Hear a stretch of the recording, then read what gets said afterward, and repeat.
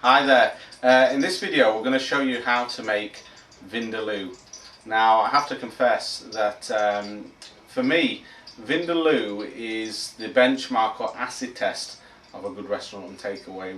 Years ago I used to go to literally every single restaurant and takeaway along the Curry Mile in Manchester, in Rusholme, and if they did a good Vindaloo, then I knew they were a good restaurant and I would go back. And if they didn't do a good Vindaloo, as far as I was concerned, they weren't a good restaurant. Now the problem that you might have encountered with Vindaloo is that it is often just a step up from Madras. They make it the same way as they make a Madras, same ingredients, except they put a little bit more chili powder. Well, that's really not giving credit to the recipe, because there's a real history to the recipe of Vindaloo. And the popular misconception is that it's something to do with potatoes. The word aloo is nothing to do with potatoes. It's actually to do with wine and garlic, and that's really where the sweet and sour and hot flavour came from. Now it's obviously adapted and changed over the years, and you'll find that most establishments, particularly Bangladeshi, Pakistani and even Indian, have substituted the wine for either lemon or lime or tamarind to give that sweet flavour, because obviously Pakistani restaurants, Bangladeshi, they're Muslims, so they won't put any wine or anything that's a derivative of wine in it. So for me it's got to be right with Vindaloo. So I'm going to give you a recipe that I got which came from the best restaurant I ever went to for Vindaloo, and it wasn't actually Indian, it was Nepalese, and they did a fantastic Vindaloo. So if you follow this recipe, I'm sure you're going to get great results. So what we've got here, first of all, is we've got two of these Kashmiri chilies. They're a deep red. They give a fantastic colour to your Vindaloo and make it a dark colour. They also give a wonderful flavour. They're not particularly hot, and please don't get these mixed up with the little bird's eye chilies, the small ones, because they are totally different. They'll just make it very hot and not a lot of flavour. So what we do, you can either chop these up fine or just do what I do, basically just break them in half and put them in a spice grinder. Just give them a quick whiz. You don't want to turn them to powder, you just want to break them up a bit. There we go. So just a little bit more. Just breaking up that.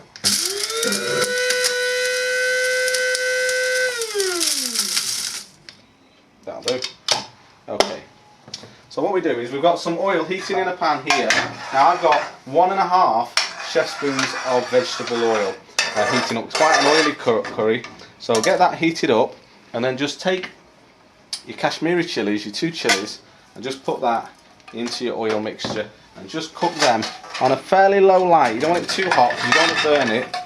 And you'll notice straight away the colour that it infuses into the oil from these chilies. They are absolutely wonderful and full of flavour. They don't necessarily add a lot of heat, but it's more flavour. So just cook them just for a few minutes.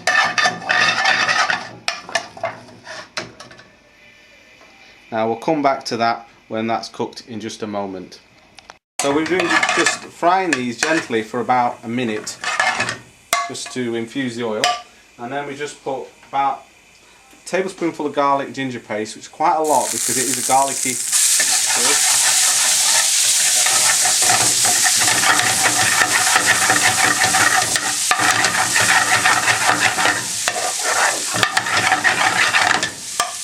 And then a teaspoon of tomato paste.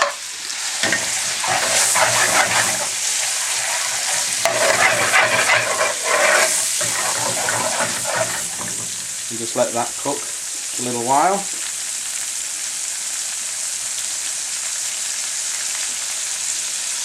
Once you've cooked out the tomatoes, then we add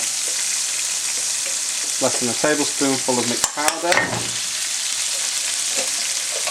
just a sprinkle of methil leaves, and about a tablespoonful of chili powder.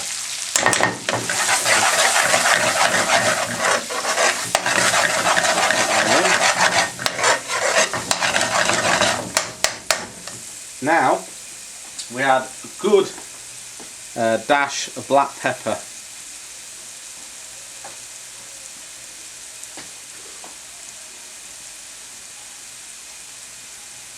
this ingredient really does add a nice flavour to it. This is ground green cardamom seeds. So you just want a little bit there, just the end of a teaspoon, that goes in as well.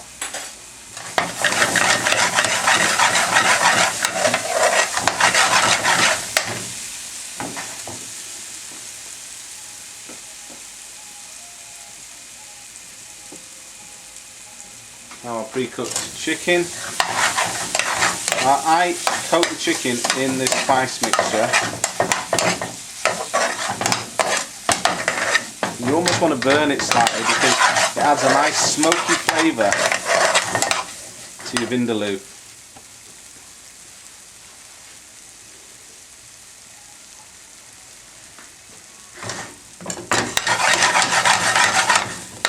And then our first ladle of base gravy.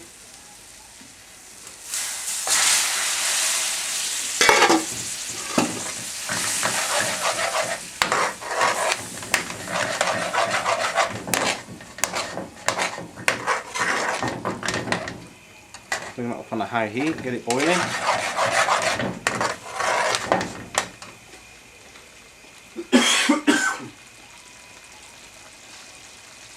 So that's about a minute later. Now we just want to add a really good sprinkle of coriander, fresh coriander with the stalks and everything in there.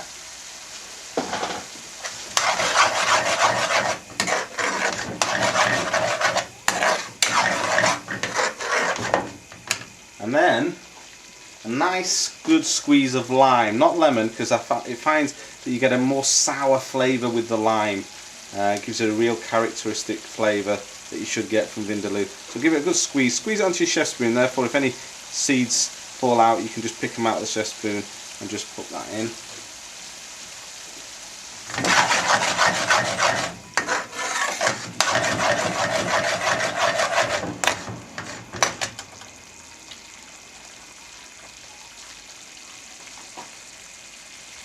Pinch of salt.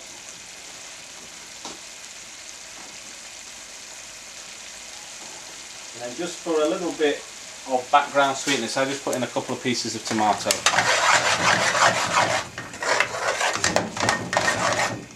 Get that boiling away.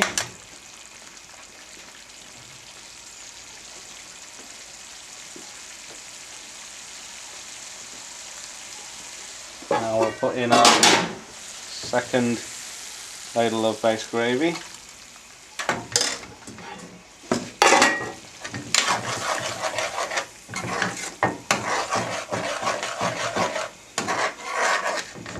Just bring that again to a boil. We'll come back to that once that's cooked for a while.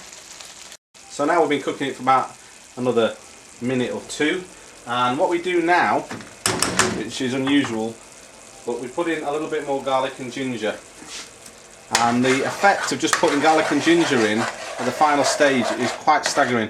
The flavour, the intense garlicky flavour along with the heat of the chilies and the cardamom tastes great. And then we just throw in, it's just for the garnish really, just half a green chilli, so that when we serve it up it looks really nice.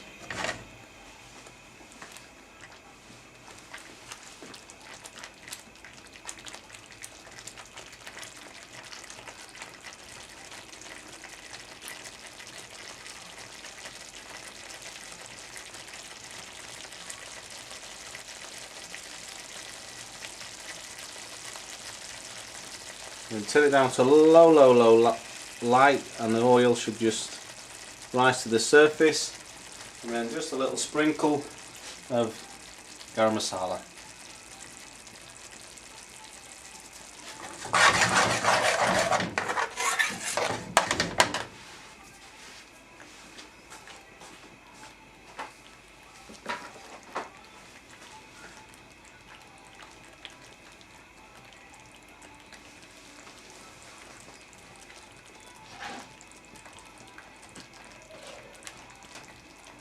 Okay, that's ready to serve. That's our Vindaloo done. It's a pity that you can't smell this because the aroma from this curry is unlike any other curry that we cook, to be honest with you. I'm biased, as I say, it's my favourite curry, but this is, it's not just hot, it's really flavoursome. And then you just finish that off with, again, nice little bit of fresh coriander leaves, and that is absolutely delicious.